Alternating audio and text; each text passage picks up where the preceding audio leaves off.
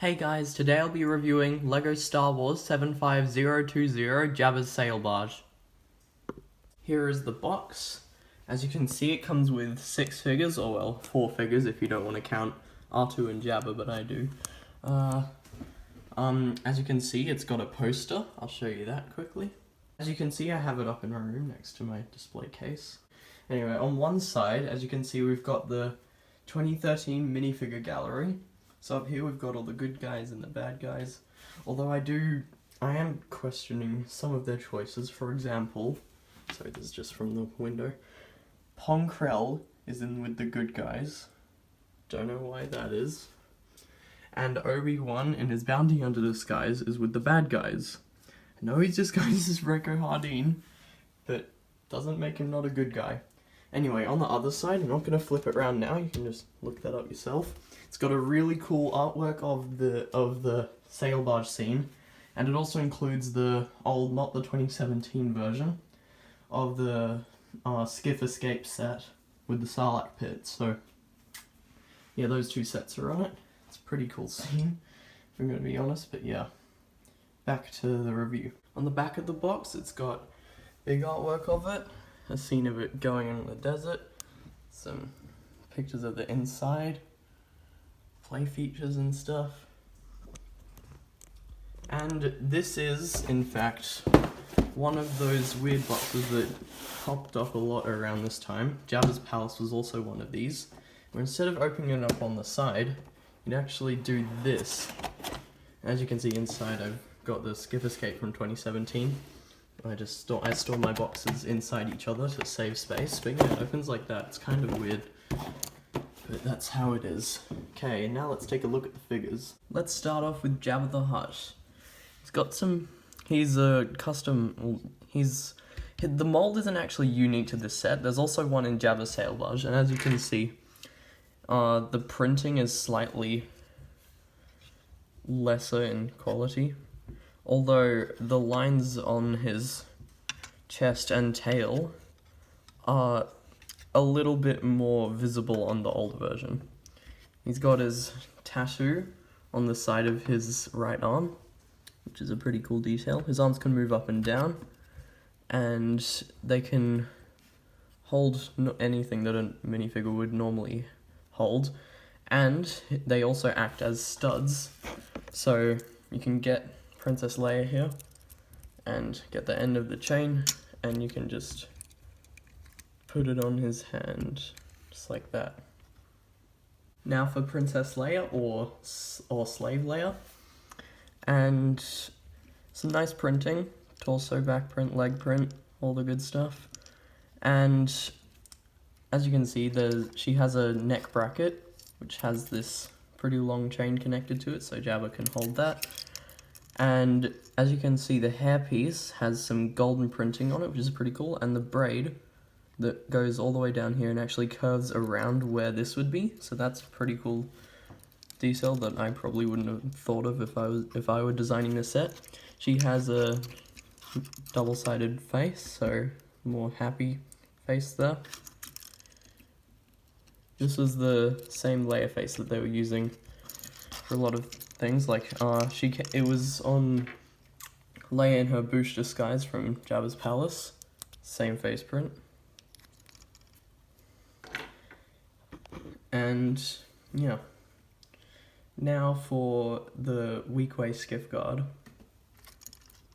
Here is the Weequay Skiff Guard.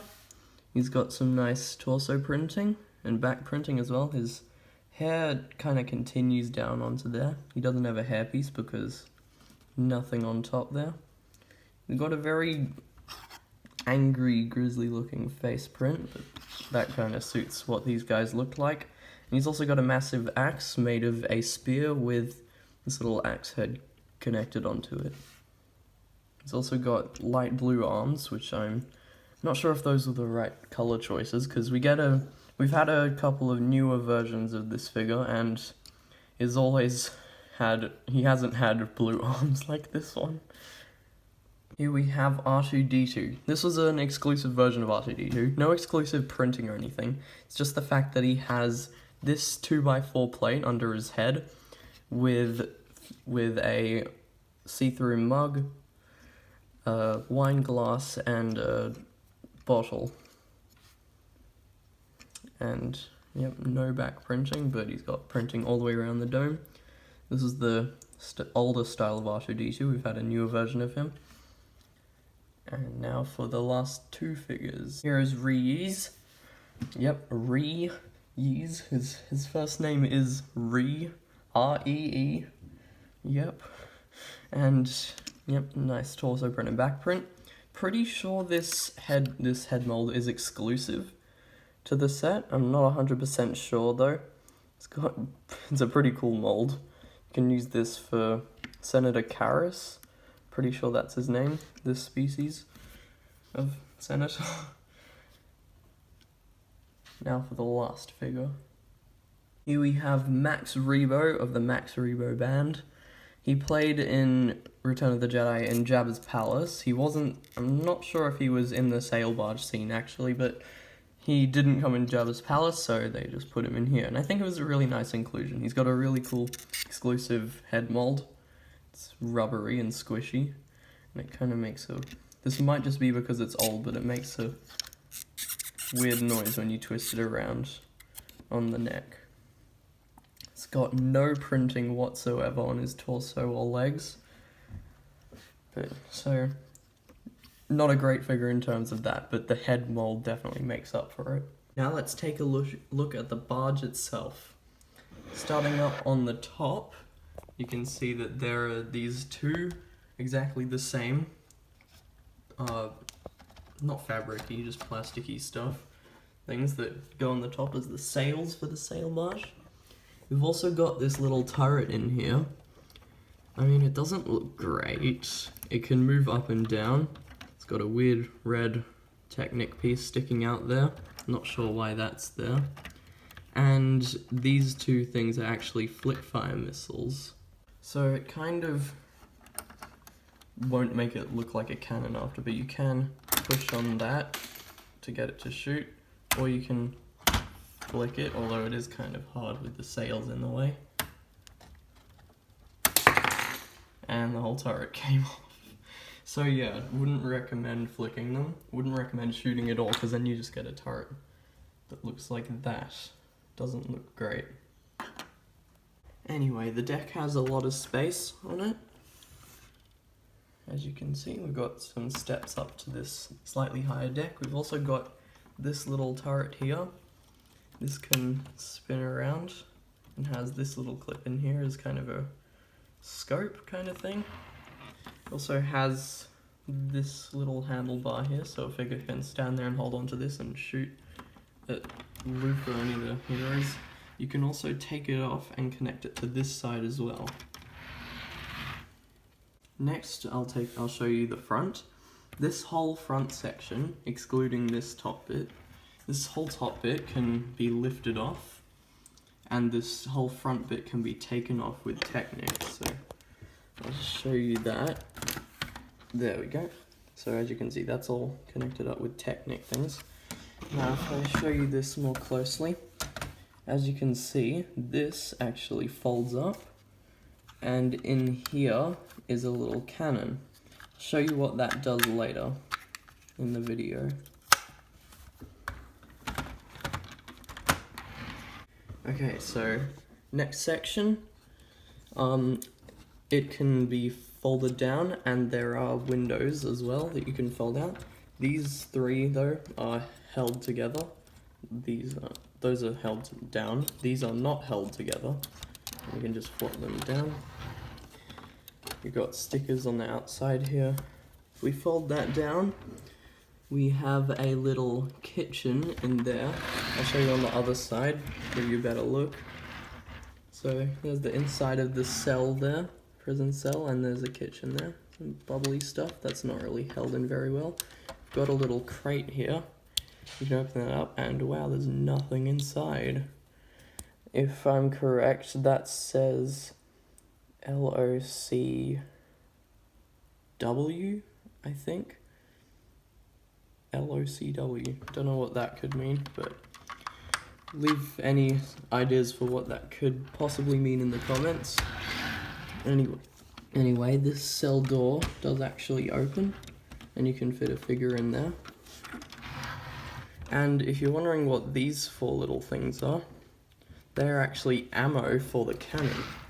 So you can fold that up and slide this out. Unfortunately, you can't make it shoot while it's inside there. You have to actually take it out, which is kind of weird. Anyway, you're just gonna want to put that in there, and then pull this back and shoot. Yep, it's pretty powerful. It's a nice little detail in there.